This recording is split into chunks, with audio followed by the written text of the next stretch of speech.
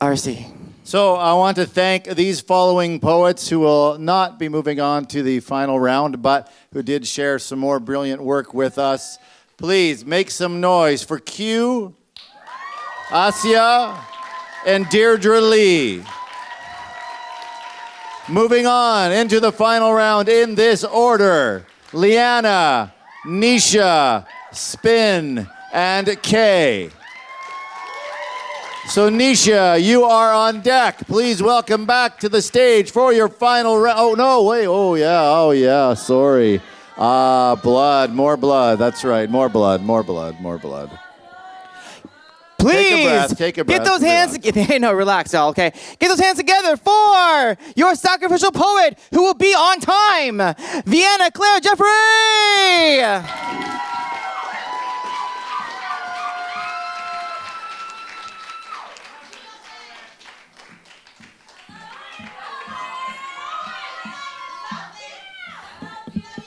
Hi, friends. I'm just going to keep the streak going and be the third sacrificial poet to go over time so I can talk to you guys. So I just want everyone to just take a moment. Just like, I'm sorry, Johnny, but I'm going to take more time. Just take a moment. It's been a long show. Lots of emotions. Judges, you have a very hard job to do. Poets, you have an even harder job to do. Okay? It's going to be good, guys. We're almost done. We have amazing poetry coming, but first me.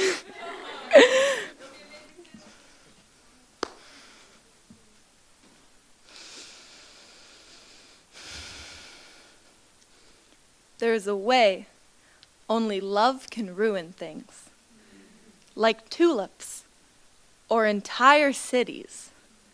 There's a way his ghosts always come back to me, they tell me. He doesn't treat his new girl too well. There's a way you'll come down to hell just to keep someone company. There's a way I've driven away anything that's ever loved me. My favorite thing that an ex-boyfriend has ever called me is a Russian nesting doll of childhood trauma. I guess I have always been good at becoming a smaller version of myself. Thinner, quieter, more agreeable, more consumable. I'm so good at being any brand of girlfriend that will make them happiest, of pulling her out at their every request, of creating a shell out of the words from every ex-boyfriend. Inherently sad. Incapable of happiness, manipulative bitch. This is why everybody leaves you.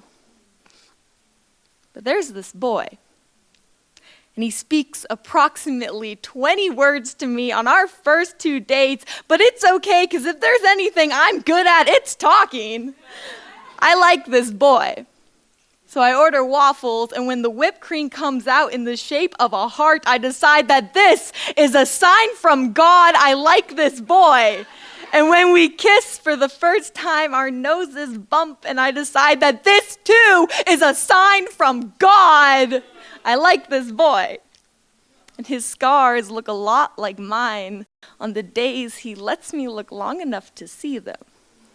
This poor boy who doesn't know a goddamn thing about poetry, but has to listen to every single shitty thing I've ever written. This boy who has to pick me up in the middle of the night from every broken thing I've ever called a home. This boy who has peeled away my nesting doll layers to the heart of me, to what I think is the worst version of me, and still stayed.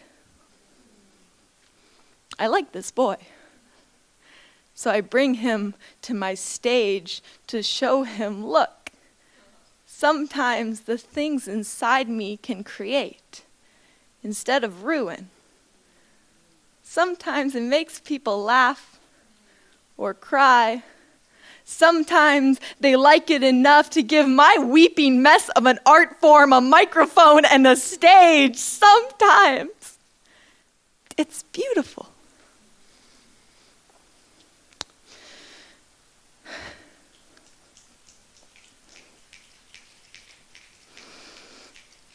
Look, this one's for you.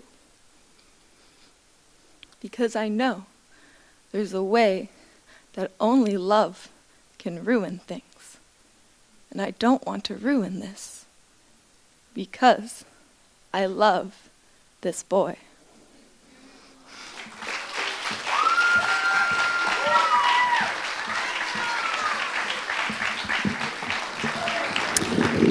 Judges, we love this poet, Vienna. I want to give big love to Nancy and Caden and Chris, the people of this amazing theater, York Theater. What's up? They help keep us open when we go over time. Judges, 3, 2, 1, up with those scores. We've had 9.6, 9.6, 9.2, 9.8, and a 9.5. Give it up for that amazing poetry. Nisha Patel, you're on deck right now. Give it up for Liana.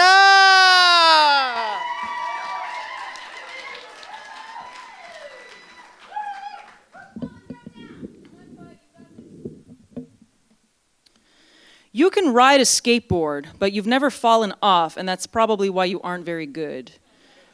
There's something liberating and orgasmic about gliding over the pavement in the suburbs at 11 p.m., screaming and feeling like you're there, but you're not there. You are not allowed to fall off your skateboard because you're not sure that you'll be able to make yourself get back up if you do. You are not a worthless, awful, miserable piece of garbage. You know this, but you don't believe it. High school English teacher is touching you again.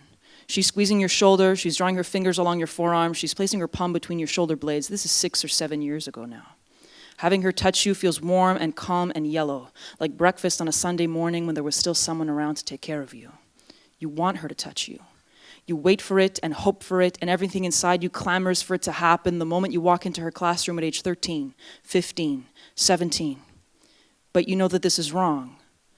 Not the fact that she's touching you, but the fact that you enjoy it so much. The fact that you feel good and safe and cared for when she says that you are a classic beauty, that she thinks about you before she falls asleep, that she stares at you in class. You start to feel like you're stepping near landmines whose presence you can't justify or explain. And shame begins to fester and rot deep inside you, cutting you off from your friends and your family and the air you need to breathe. You are becoming a colossal conglomeration of cognitive distortions, and it never occurs to you that if high school English teacher had been a man, her behavior would have been considered inappropriate, reprehensible, and exploitative. It's only later, when you hear those words from a psychiatrist at a sexual identity clinic, that you realize how much damage has been done to you that you don't even know about. You're in university now. Your mom keeps suggesting yoga because she's actually a BuzzFeed article in disguise. So you try yoga exactly 11 times, and all 11 times you want to kill yourself, so eventually you stop. You still dream about high school English teacher. And sometimes you wake up in the night in a cold sweat with aching veins. You remind yourself of how impossible it is to love someone who constantly threatens to explode. The landmines begin to explode. Your family, your friends, your psychiatrists are all affected. You are a decent, valuable, and meaningful individual. You know this, but you don't believe it. And then one night you fall off your skateboard. You fall off your skateboard and suddenly there's a stake carving zigzag lines into your 5th metatarsal, and 12 hours later an orthopedist tells you that you have smashed your 5th metatarsal. Your mind is a whirling mess of school and your family and the friends who still care about you, and your psychiatrist suggesting new medication, and always constantly high school English teacher is touching you, touching you, touching you. And then the orthopedist looks from the x-ray to your petrified face and he says, "You're going to be fine." You know this. And somehow, for the first time, you start to think that maybe, eventually, you'll believe it.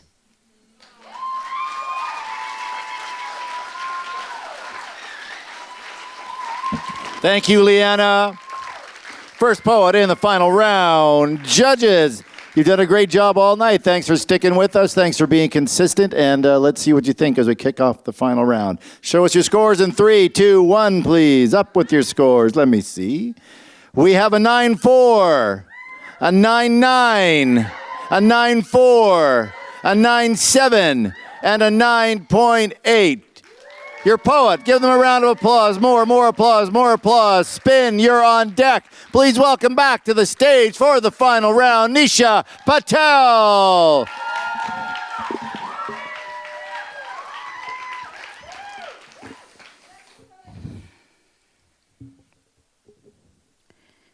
The girl in the green apron asks what she can get me today. Before I can wipe the white froth of privilege from my lips, I foam out the words chai tea latte, like a rabid stray mistaking poison for her own survival. The girl in the green apron asks for a name to stain inky the white casket, or she will brew my bloodlines into something more palatable for seventh generation tongues.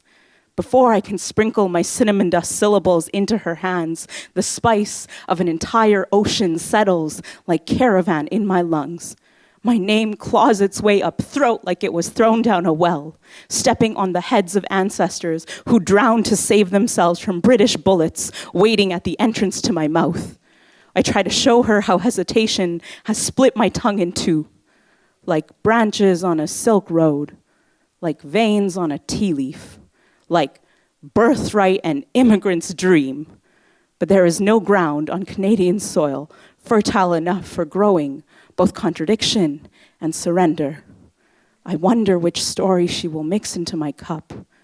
That of my father's family fishing village turned auto body laborer, or my mother's city girl university degree turned immigrant fry cook. I wonder what this chai tea will taste like now that my taste buds have grown to stand straight backed instead of plantation bent like white picket fence. The girl in the green apron wants to know how I take my sugar. How many bodies can you fit into a teaspoon? Which canes touch salted skin before crystallizing for my pleasure? I know that it'll be sweet enough to almost mask the taste of guilt and cardamom, that the scent of cloves will travel like my grandfather's last breath up my nostrils and into the memory of muscles that never stopped aching. The girl in the green apron expects a tip. I slip her the change I will not spare myself and hope that the metallic sound of payment will mask the clanking of chained wrists echoing through generations. Freedom should taste like whipped cream, she says, but forgets to mention that in this country, freedom costs extra. The girl in the green apron slips cardboard sleeve around my cup like noose. The latte sitting between us is full of compromise. My mother's bones in my hands bend around its frail neck, cradling the warmth of my indulgence and shame. These days, my mother's chai is too strong for me, but I know that even this will burn my tongue.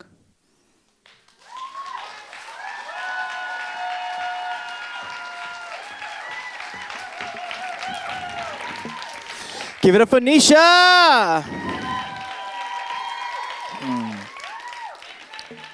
Judges, raise those signs like they on fire. 3, 2, 1, up with those scores.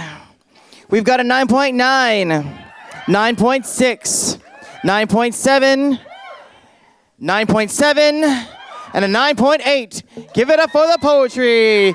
Kay, you're on deck right now. Give it up for Spin.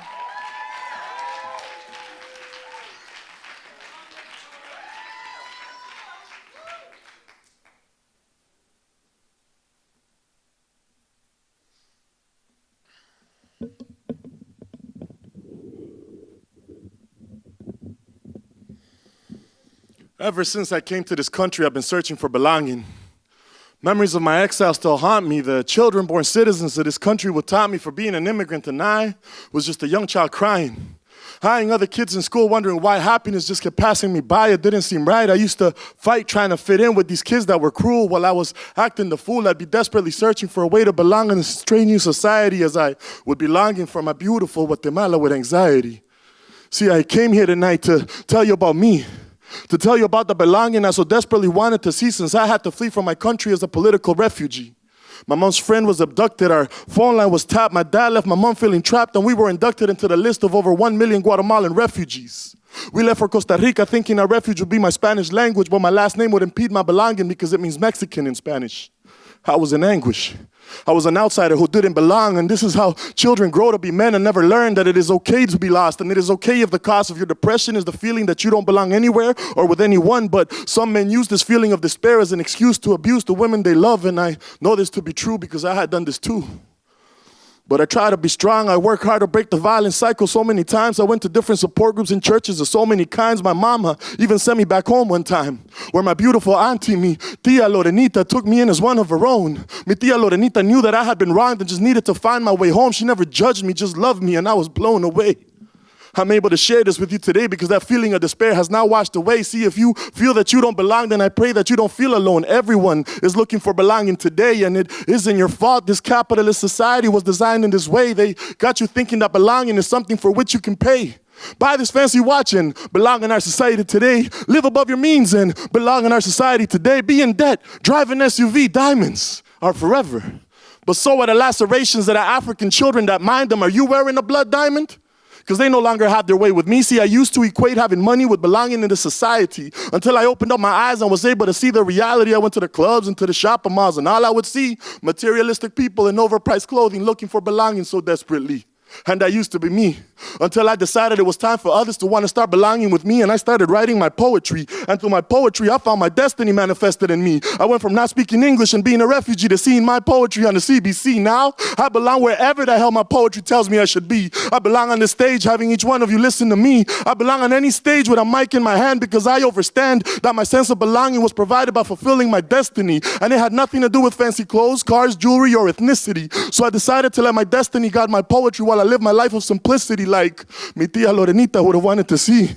She passed away on my 25th birthday and left behind 2 of her seeds. It was 15 minutes after I left the hospital when God took her from me and her loving family, but she spent the last days of her life living in simplicity happily. Tia Lorenita, I'm missing you badly. From the bottom of this brave heart beating inside of me, sadly, te digo a ti que te extraño mucho a ti, and I hope you can see I finally found the belonging you had always wanted for me. She is in my heart and in my soul, and her name is poetry.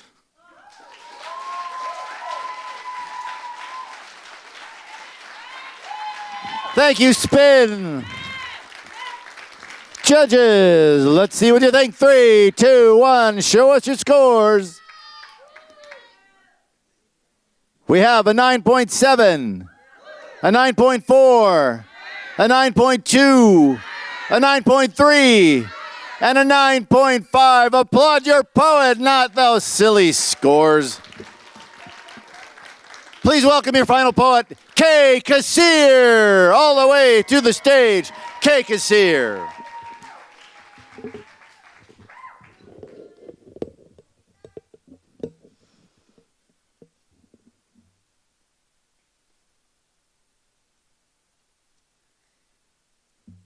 Sex work client does not understand exactly how sex work works.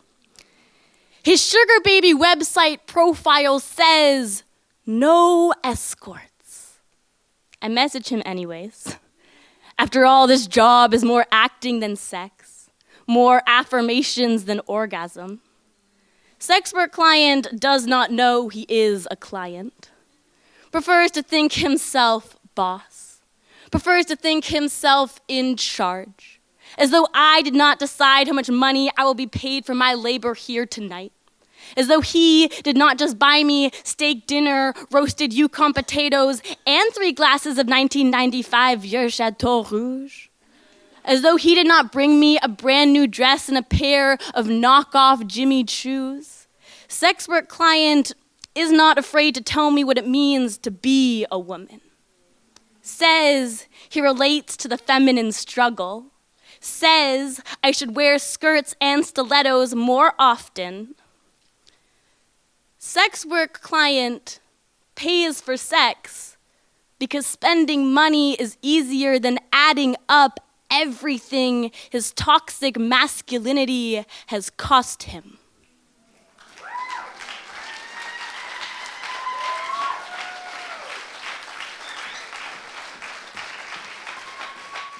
Give it up for Kay Kassir. Final poet, what's up? How was that tonight, team?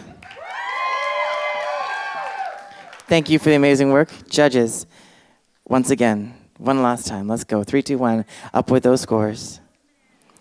We've got a 9.2, a 9.5, a 9.4, a 9.5, and a 9.6. Give it up for the poetry.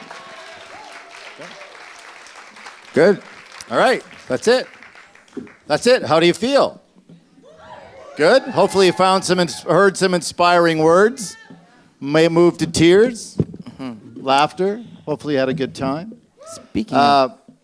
We're just going to say, as we award this wonderful prize, we'd like to invite all the poets who are in the competition throughout the festival to the stage, because you all are welcome up here on this stage, and maybe you can feel the energy and the love and the hard work and desperation and sweat and tears that all the others have done. You're in here together. So we've got a few things to do still. We've got to do these rankings and awards and whatnot. Prizes to give out. Yeah, we've got some raffle prizes to go. But while we're getting ready for that, I just want to say a couple of things. Is that okay? Is that all right? Yeah? Cool. Whenever I'm on the microphone, I always say this thing, which is it takes a community to build an artist, yeah? And yeah, because, whether we were nurtured by it or resist against it, but you've been really nurturing tonight. So I have a question for everyone here on the stage and out there. Did you like what you had here tonight? Yeah? Did you taste that feast of words? Yes? So just one little thing to say is that there's an amazing poet out there named Louise Bernice Haff, an elder and also known as Sky Dancer and a poet, who often says that, sharing your work is a really important part of healing, but if you go back home and the patterns don't change and the traumas don't change, then we aren't actually healing. So tonight, I challenge you all, everyone here, take what you've taken, swallowed, listened to, home, change the world, make a move and start a riot, do something so this is not just a dialogue, but there's action behind it, okay? Awesome. So thank you so much for the amazing poets here. I'm going to pass it on to Johnny McRae. Johnny, I guess, but also I just want each of you to take a look at each other and recognize each other as fellow poets from here who came from wherever you came and shared your work and shared your hearts and tears and sweat. And thank you for doing that and being wonderful people throughout the week. Is Johnny, are you going to give these away or do we do that? Okay, we can do it. You've got the prizes there. Okay. So we're going to give awards to the top 4 poets. No.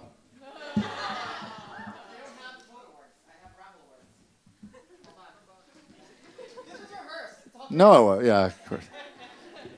Hey, how about we give Hal Lackey a big round of applause, our bout manager for today. Keeping track of all the scores, getting the job. Hi, Deirdre Lee. Welcome back. All right, there's Johnny. You got stuff? We're good? All right, do the raffle. It's my first apparently. day, everyone. This is my first day. Okay, no, we do can the raffle then.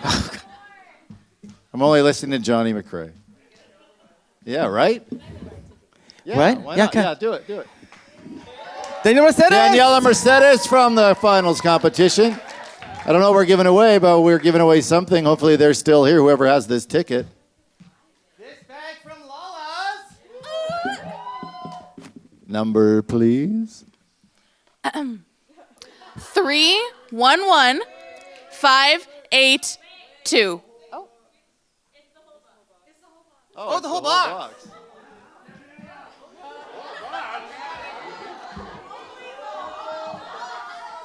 Say it again. Only the whole box. Yeah. 311582. 582, well done. You did a great job of buying something. Verified. Amazing. Okay, Archie, it's up to you. Now do we announce? who Yeah, won? we can. Okay, good.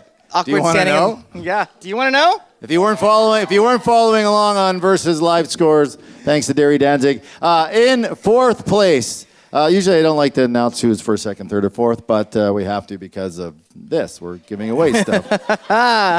So in 4th place, with a score of 28.2, big props to Spin.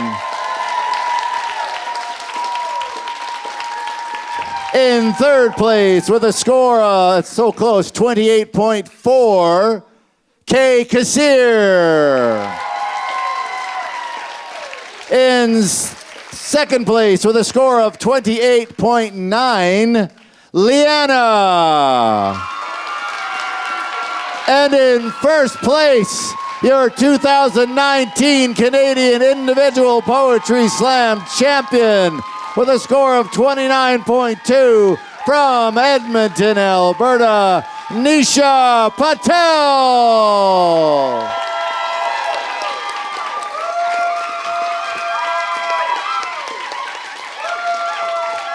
Come up front, come up front. Find your light.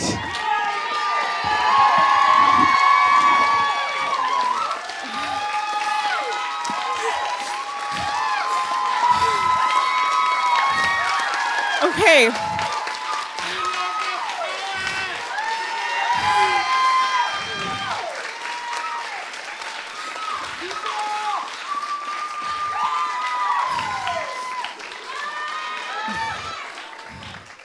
My mom is gonna be so mad that I wore this stupid outfit.